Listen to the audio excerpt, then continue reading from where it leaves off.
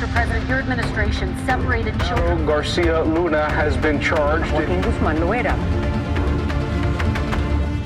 Entre Washington y México, por Jesús Esquivel. Esta es una producción de Fluxus Comunicaciones. Este es el podcast de Entre Washington y México, con la agenda bilateral y sus protagonistas en voz de Jesús Esquivel.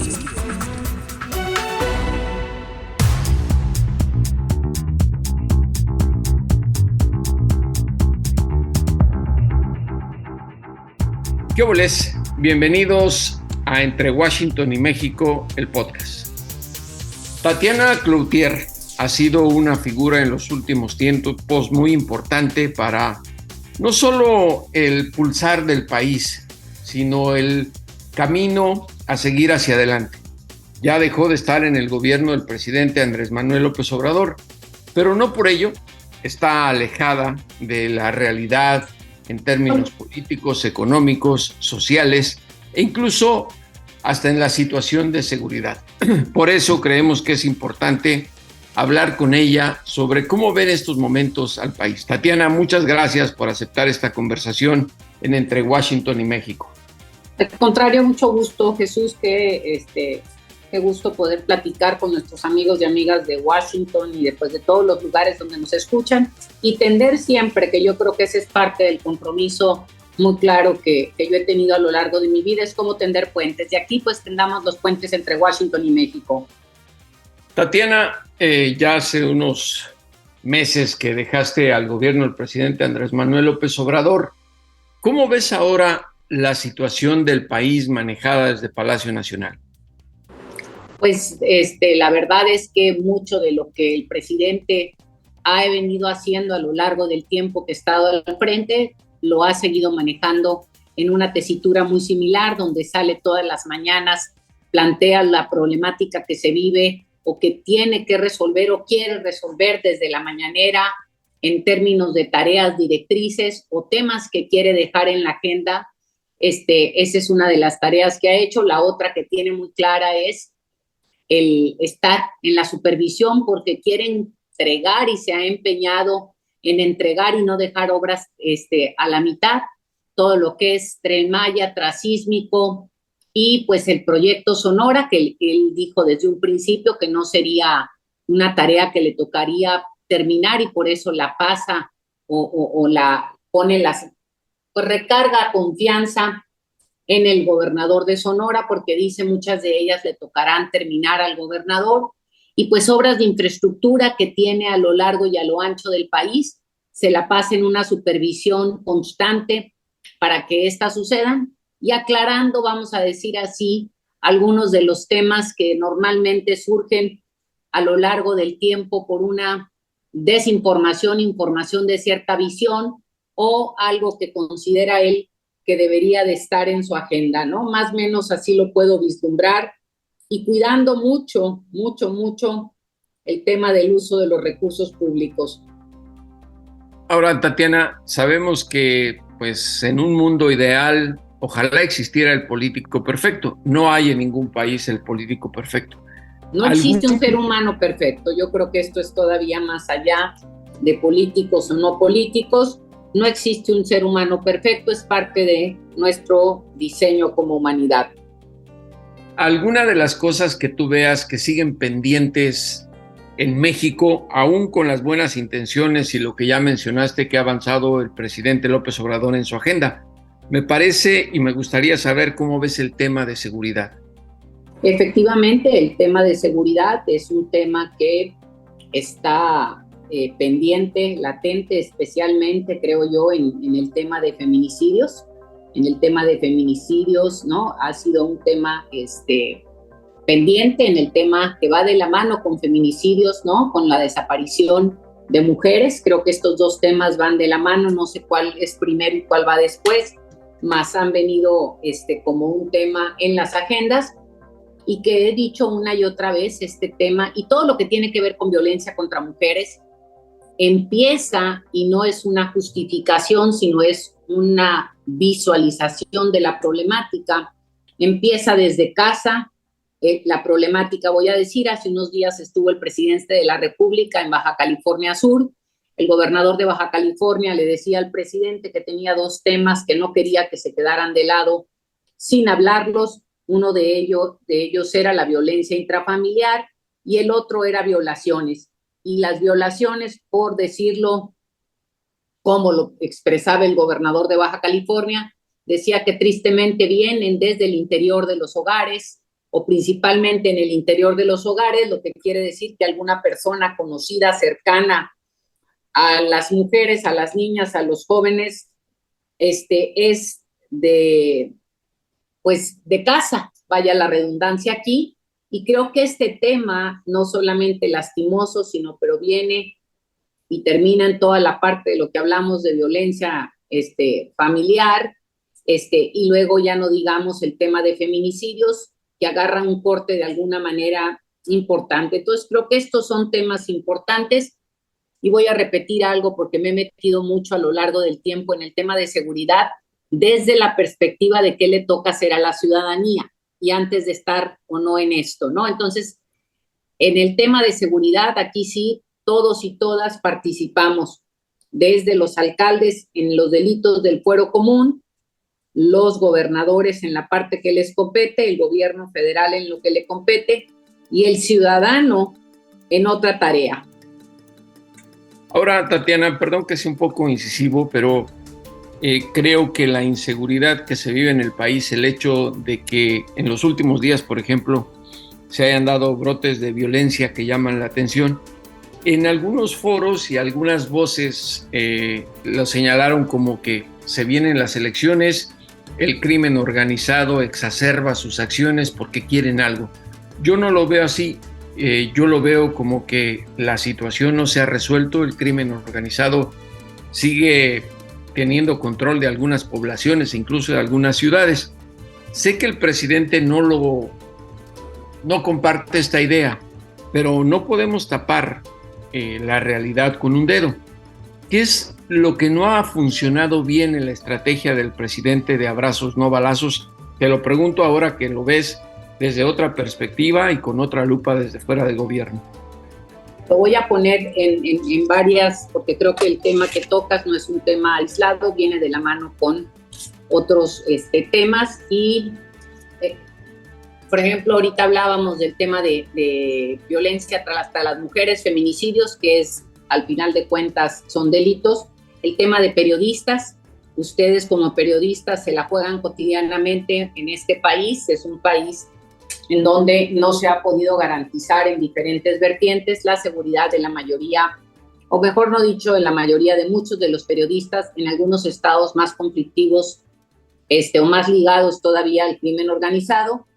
Y sí creo aquí, a lo mejor no voy a hacer eco de lo que comentas, pero sí voy a decir, si vamos y hacemos un análisis a los 4 últimos sexenios y a los sexenios, inclusive me voy a referir, cuando va acabando un gobierno estatal, las plazas se calientan. Esto no quiere decir que las cosas estén resueltas del todo, ni mucho menos, mas sí podemos ver que las plazas se calientan porque empiezan a buscar de alguna manera posicionarse y hacerse presentes o inclusive tener una incidencia a partir de los desórdenes que se empiezan a crear en unos estados o en otros. Y aquí es donde entramos en la parte que decimos si abrazos o no balazos. Hay 2 tesis, en una en donde dicen, bueno, si son solamente esa parte trabajando de los abrazos no balazos, trabajando solamente en la base de decir ir a los problemas de raíz o la base de las balas. Es mucho más complejo que esto el tema de la seguridad, y en el tema de la seguridad, vuelvo a repetir, también juegan el papel todos los poderes. Bueno, 2, por ejemplo, el Poder Judicial. Y el Poder Judicial juega un papel preponderante porque nos decían inclusive en algunos lados de la República, dicen nosotros detenemos y otros me lo sueltan. Y cuando digo me lo sueltan, estamos hablando no solamente del Poder Judicial, sino también esquemas municipales o viceversa. Entonces, sí tenemos un reto importante aquí y necesitamos cerrar la pinza de una manera en donde tendríamos que estar agregando algunos ingredientes adicionales. Ahora bien, Tatiana. Y otro dato más, nomás voy Ajá. a poner, y me choca dar datos de estos porque parecería que uno no quiere ver cosas que tiene frente a sí. Sin embargo, la secretaria de Seguridad presentaba hace unos días cómo había habido en el mes una baja del 16% en homicidios dolosos, etcétera. Pero hay que poner también las cosas, digo, en perspectiva. En perspectiva, pero no me gusta a veces esto porque para alguien un accidente, un muerto, un familiar herido, un robo, ese es su 100. Y el 100 de uno no puede minimizarse. Entonces, no obstante, en este contexto voy a poner algunos datos aquí. Un accidente en bicicleta sucede uno en cada 4.919 personas, un homicidio doloso en nuestro país, uno en cada 5.000, y un accidente en avión, uno en cada 5.051. Repito, es dolorosísimo cuando nos sucede, inclusive el robo de un ¿cómo se llama? De un celular, ¿no? ¿Por qué? Porque es tu patrimonio del 100%, del 80%, del 70%, o tu esfuerzo de 5 días de trabajo y no se vale, ¿sí? Y vuelvo por eso a poner las cosas en una perspectiva que se vuelve importante. No es un tema menor el que no se trabaje desde muchas, o sea, hay un juego perverso en todo esto, porque no es de ahorita, es un juego perverso en donde los gobernadores dicen, es un tema federal, desde Felipe, no lo voy a hablar desde ahorita, porque no es un tema ahorita, y es un tema perverso. Cuando de colgarse las medallas se trata, el que quemó, el que detuvo, el que quemó la marihuana, ¿verdad? Iba a decir, para que no se confunda, el que detiene, el que agarra, el que atrapa, soy yo, y cuando no se hace, es el otro. Entonces creo que ahí hay tareas pendientes de coordinación y de apretar mucho más. Y me voy a ir, por ejemplo, al tema voy a poner un ejemplo muy tonto, pero aquí en Nuevo León, en el municipio de San Pedro Garza García, donde vivo, hace unos días, se hizo viral un video en donde un patrón golpeó a un trabajador y enfrente de una patrulla. Y el alcalde dijo, esto fue hace un año. Entonces dice uno, entonces no cuenta lo que pasó hace un año y no hizo nada la policía. Sí, claro. Y pongo este ejemplo porque esto es en una cosa, voy a decir, en una cosa no de armamento, no de asalto, no de esto. Entonces, ¿para qué están las policías? ¿Y dónde están las coordinaciones entre ellas? Y ahí lo dejo para pasarte la palabra. Ahora, como es una charla de pocos minutos, Tatiana, me gustaría abordar un tema cuya cartera tú manejabas, la economía. Sin duda, México está pasando por un muy buen momento en política monetaria. El peso está muy bien cotizado en el mercado internacional y sobre todo frente al dólar. ¿A qué aspecto consideras tú que se debe todo esto? El tema inflacionario, la buena relación comercial con Estados Unidos, la salud macroeconómica en general que se ha estado de alguna manera registrando muy buena después de la pandemia de COVID-19. ¿Por qué estamos así y por qué, te lo pregunto yo que lo ves ya desde otra perspectiva, por qué la oposición se niega a aceptar una realidad, que la economía de México tiene una estabilidad? Te voy a contestar esta mañana, y haz de cuenta que me estás preguntando, esta mañana fui a dar una conferencia sobre relocalización a un grupo de gente que trabaja o se dedica a vender en temas inmobiliarios. Y esta parte de las grandes ventajas que México vive ahorita en los momentos de relocalización y la parte inmobiliaria, pasó algo que a lo mejor voy a poder platicártelo y compartírtelo ahorita. Llegué por error media hora antes y había una señora ahí. Y le digo, ¿cómo está? ¿Cómo le va? No, pues dice, imagínate cómo nos va, dice, con este comunismo que estamos viviendo, esta similitud a Venezuela, y luego sin INE.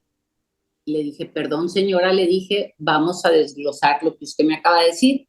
¿Qué es el comunismo, señora? Pues todo lo que estamos viviendo ahorita.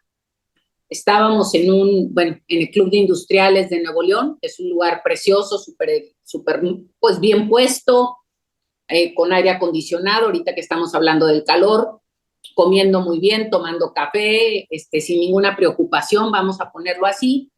Le decía, señora, no ve esto que tiene usted aquí enfrente, y además nos dieron de comer, te sirvieron, etcétera. ¿Cómo llegó usted aquí? Pues en mi carro. Le dije, ¿vino escoltada por la policía? No, ¿por qué? Bueno, es que como usted me lo está planteando, parecería que sí. Y luego seguimos avanzando y le dije, cuénteme esto de Venezuela. Pues es que sí, dice, nos parecemos a Venezuela. Le dije, yo nunca he estado en Venezuela, no conozco más que a 2 venezolanos, uno que lo acabo de conocer porque vende cavas y otro que y en algún lugar estaba, no porque yo ande comprando cavas. Y le dije a alguien que me tocó conocer en el gobierno porque nos tocó en algún evento alguien de representación del gobierno venezolano por ahí, ¿no? Entonces me dijo, no, pues es que no me acuerdo, pero así fue. Y luego entramos y le dije, fíjese señora, la veo le dije, no la quiero convencer de nada. Lo que quiero es darle elementos para que usted descanse y no sufra. Y voy ahora sí a entrar a lo que platiqué esta mañana. Esta mañana les decía yo que primero que nada tenemos una problemática que se presentó a nivel mundial, COVID, y luego la guerra con Ucrania y Rusia, que hizo que la disrupción de las cadenas de suministro volteara inmediatamente a ver y decir cómo le voy a hacer para estar más cerca de donde quiero estar, ¿no?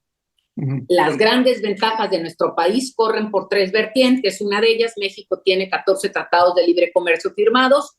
Estamos en el TEMEC, que cumplimos 3 años de la implementación del mismo, ahora el 1 de julio, y tenemos una economía en el cual se ha fortalecido a partir del TEMEC en unas áreas muy específicas, y por otro lado somos el ombligo de América. Y cuando digo el ombligo de América tenemos hacia arriba al mercado más grande del mundo, que es Estados Unidos y Canadá, y por otro lado tenemos que podemos también surtir con mayor cercanía a lo que es Centroamérica y Sudamérica.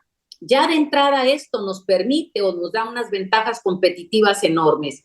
Y luego con toda esta relocalización de las empresas dicen quiero estar cerca de donde voy a tener proveeduría o donde voy a requerir hacer las cosas o venderlas, porque no quiero que me pase lo que me pasó con la guerra y con el COVID.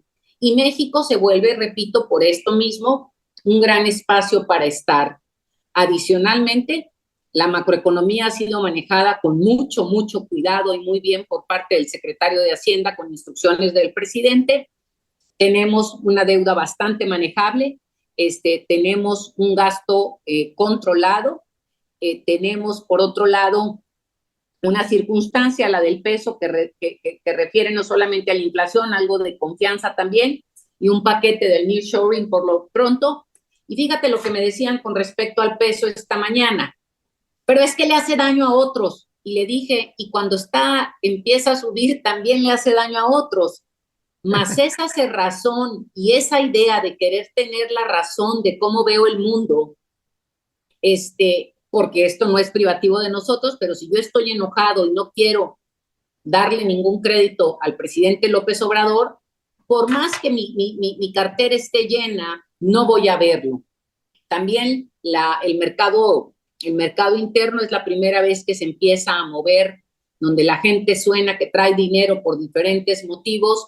El salario mínimo ha mejorado, la repartición de utilidades es un beneficio que beneficia a la bolsa de quienes menos tienen históricamente, y eso mueve la economía propiamente. Y hay una lista, este año llegaron 44 empresas y dicho por una institución internacional, no por Tatiana, están en la lista, otra lista de empresas que estarían por llegar entre este año y el 25.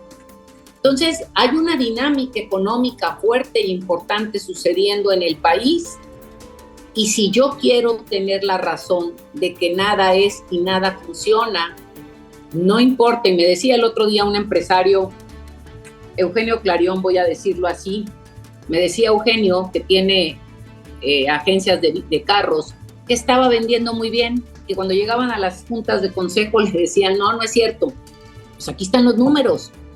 Entonces, ¿qué pasa? Que ante la realidad, más mi enojo, mi frustración, mi acumulación COVID y mi odio contra Andrés Manuel, generan que no pueda ver con unos ojos en donde yo puedo observar de otra manera. Y eso no significa que no tenemos retos importantes, como lo hablaste ahorita, el de la seguridad, como lo hablamos con el tema del agua, que la tenemos como un reto importante como país, que no quiere decir que no tengamos retos con respecto a energías limpias y velocidad de infraestructura. Otra vez, sí y cómo lo quiero ver. Y creo que por ahí lo dejamos en estos momentos. Sin embargo, el hecho de que la inversión extranjera directa siga creciendo y el PIB esté recuperándose a pasos acelerados después de venir del tema de la pandemia y tener un contractuado el crecimiento económico mundial, México es de los países en donde sigue dando luces de moverse. Una última pregunta, Tatiana, y en muy poco tiempo para que me la contestes. Estamos en el preámbulo de un proceso electoral para 2024. Hay, aunque 6 corcholatas, me parece que son 3 las que están en la punta. Claudia, Marcelo y Adán Augusto. ¿Qué corcholata te gusta más a ti? La verdad es que les he dicho siempre que tomo refresco enlatado por un lado y por otro lado también creo que no es sano que yo exprese ahorita cuál es mi preferencia. ¿Crees que México está preparado para tener a una mujer como titular del Poder Ejecutivo? Creo que sí. Tatiana Cloutier, muchas gracias por esta charla Entre Washington y México y esperamos más adelante volver a contar contigo. Ya has estado en varias ocasiones y esperamos que esto siga así. Muchas gracias. Al contrario, a la orden.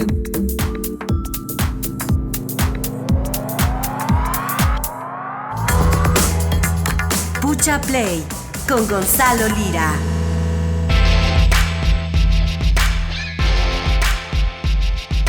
Con ampollas en todos los dedos, de las manos y de los pies, Gonzalo Lira Galván llega con su Pucha Play para darnos una excelente recomendación como en cada episodio de Entre Washington y México. Gonzalo, bienvenido nuevamente. ¿Y qué nos tienes?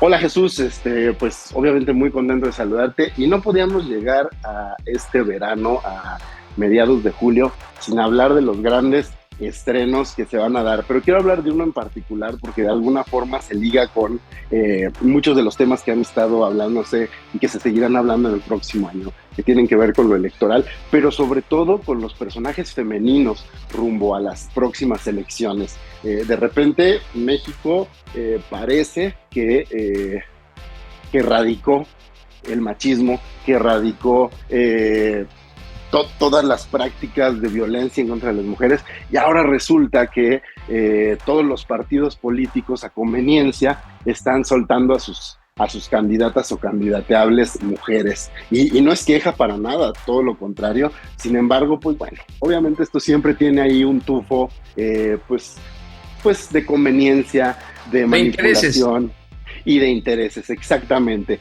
Y curiosamente se estrena también en esta época, y creo que eso también nos habla de un panorama a lo grande, medio truculento, y del cual tenemos que ser muy cuidadosos a la hora de analizarlo, de entrarlo. Se estrena Barbie, esta película que va a ser el taquillazo, uno de los grandes taquillazos de este año, y que a partir de un personaje ficticio, de esta muñeca que de alguna forma es el sello de la belleza hegemónica, del deber ser de las mujeres desde los años, desde años inmemoriales. No sé desde cuándo existe realmente esta muñeca, me parece que desde los años 50, muy probablemente desde la posguerra, se ha convertido en esta imagen de lo que debe ser una mujer. Sin embargo, pues bueno, todos estos estándares, conforme ha pasado el tiempo, se han vuelto cada vez más caducos, cada vez más rancios, y la misma muñeca tiene que hacer una reconfiguración de su imagen. Y qué mejor que hacerlo a través del cine. Y Margot Robbie es la encargada de dar vida a una de las Barbies, porque la película de Barbie lo que hace es que nos dice, Barbie no es esta única persona rubia de belleza hegemónica, que tiene muchas profesiones. Barbie son todas las mujeres tan diversas como puede haber que habitan en la tierra de Barbie. Y en el mundo de las Barbies, dentro de esta película, todas las Barbies están convencidas de que cambiaron el mundo, de que esa fachada que nosotros vemos en la caja de la muñeca, de alguna forma, pues contribuyó a que el mundo real sea un lugar mejor. ¿Y qué ocurre? Pues que de repente el personaje de Barbie que interpreta Margot Robbie se da cuenta de que no es así, de que realmente el daño lo hicieron ellas, de que realmente el cambio no ha ocurrido porque estamos detenidos, y que principalmente las mujeres están detenidas a causa de lo que ellas creen que fue la solución a muchos problemas. Entonces se da la tarea de venir al mundo real y cuestionarse y cuestionar al mundo real respecto pues precisamente a estas directrices de las que estoy platicando. Para no echárselas a perder, pues bueno, la película está en el cine en todo el mundo y está causando mucho ruido, pero ¿qué te parece si escuchamos precisamente a Margot Robbie, con quien tuve la oportunidad de platicar, hablarnos de este personaje, de por qué Barbie se suma a una serie de personajes que ella ha hecho en películas como Babylon o como Yo, Tonya, donde cuenta la historia de Tonya Harding, donde estas mujeres constantemente están cuestionando su entorno. Sin embargo, Barbie es todo lo contrario, es un personaje que no cuestiona su entorno, que está acomodada y que de repente se da cuenta de que ese no es el lugar en el que debería de estar. Escuchémosla. En ese sentido, creo que Barbie es completamente opuesta, porque esos personajes estaban definidos por lo que la sociedad les impone, tan definidas que sus historias están guiadas por eso. Pero el problema de Barbie es otro completamente. Ella está segura de querer ser lo que le han dicho que es. Se niega a salir de su caja, literal y metafóricamente. Pero no hay vuelta atrás cuando decide hacer ese viaje. Es interesante que menciones eso, porque realmente ella es lo opuesto. Ella no quiere que nada cambie. Le tiene miedo al cambio. Y eso me recordó a mí misma cuando yo era una niña. Cuando era pequeña, todos los cambios me asustaban. Cambiar de escuela o mudarme de casa. Me costaba mucho aceptar esas cosas.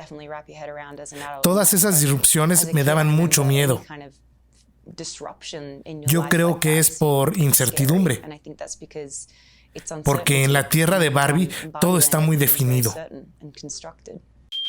Bueno, ahí tenemos a Margot Robbie, que la verdad es que le gira la ardilla bastante y creo que hace un trabajo bastante interesante en el cual precisamente como esta muñeca que representa la perfección y la belleza, pues decide cuestionar, decide que no necesariamente las cosas como en la caja de la Barbie son color de rosa y que llegó el momento de hacer cambios y que precisamente deben de venir de quien creía que esos cambios no se tenían que hacer porque todo estaba muy bien. Pues ya vieron, los estereotipos, como en los relojes de arena, se van diluyendo y con el tiempo cambian. Mi querido Gonzalo, hasta me sorprendiste, no había puesto atención en esta película que efectivamente la están anunciando en todos lados, pero ya con eso que nos diste, no sé si la voy a ver toda, pero por lo menos voy a ver la parte final. Créeme que te vas a llevar una grata sorpresa. La directora Greta Gerwig es una directora bastante interesante, con un discurso muy bien articulado sobre el lugar de las mujeres en la contemporaneidad, y creo que fue un acierto contratarla y Margot Robbie hace un trabajo espectacular. Mucha play en cada episodio de Entre Washington y México con Gonzalo Lira Galván. Abrazo, Gonzalo. Abrazo a ti, Jesús.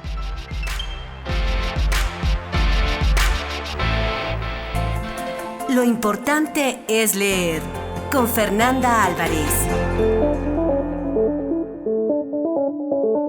Las letras entran mejor que la sopa, dice Fernanda Álvarez de Penguin Random House. A mí no me hagan caso. Ella siempre dice que prefiere un buen libro que a un buen plato de sopa.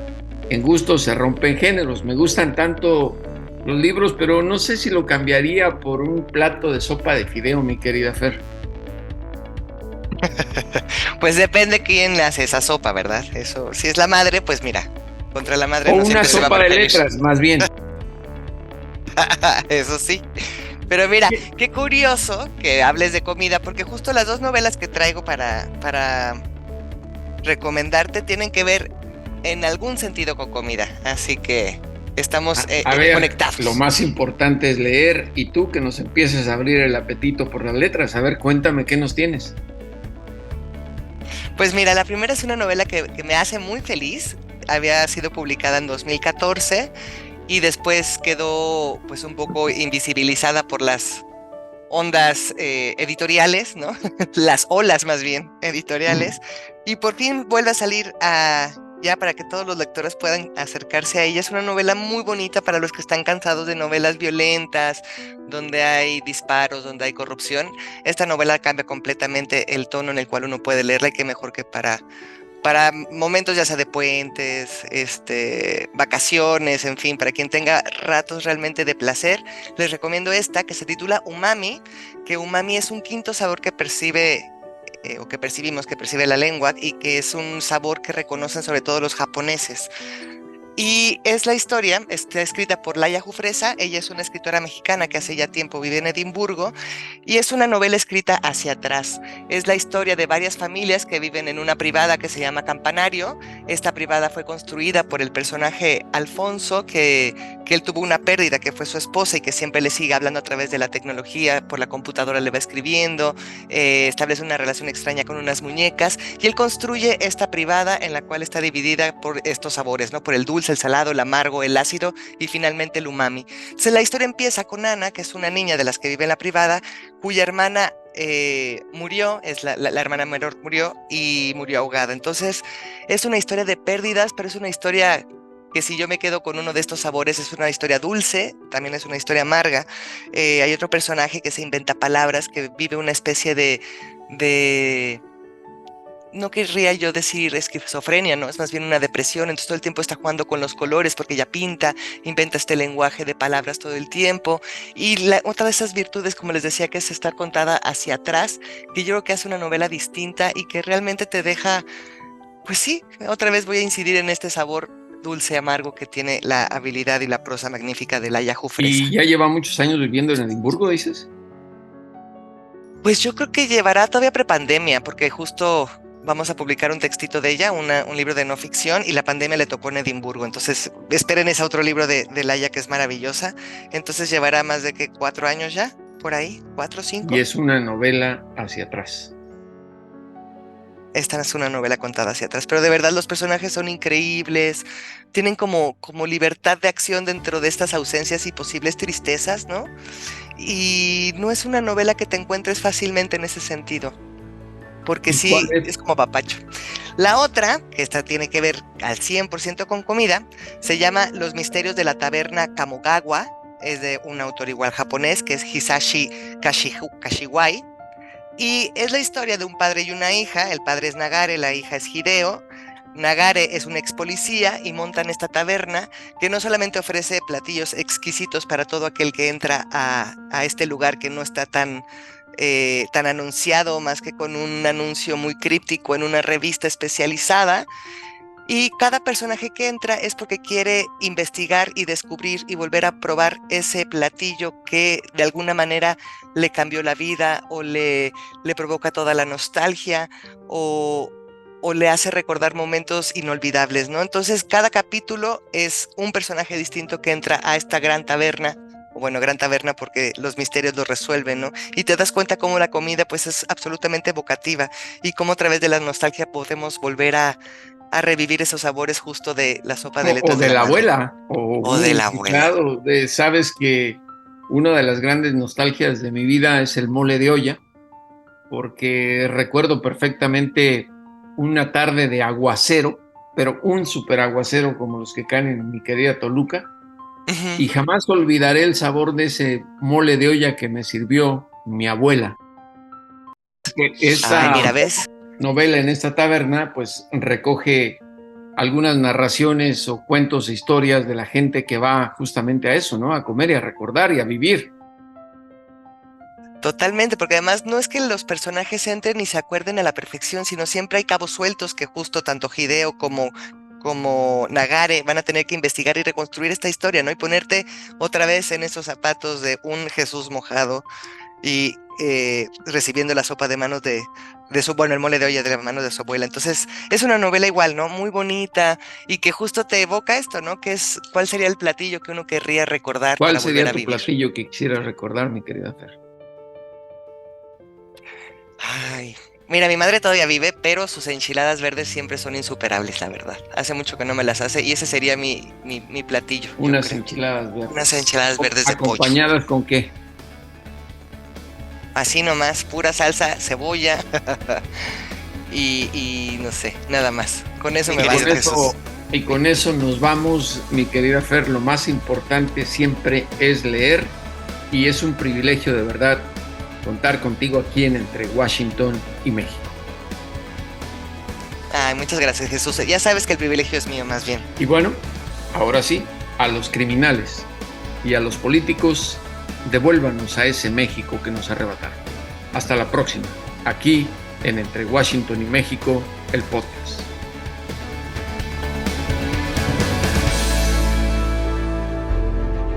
Esto fue Entre Washington y México, una revisión semanal por la agenda bilateral y sus protagonistas.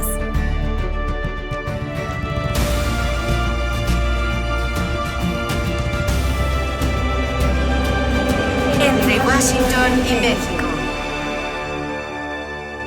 Esta es una producción de Fluxus Comunicaciones.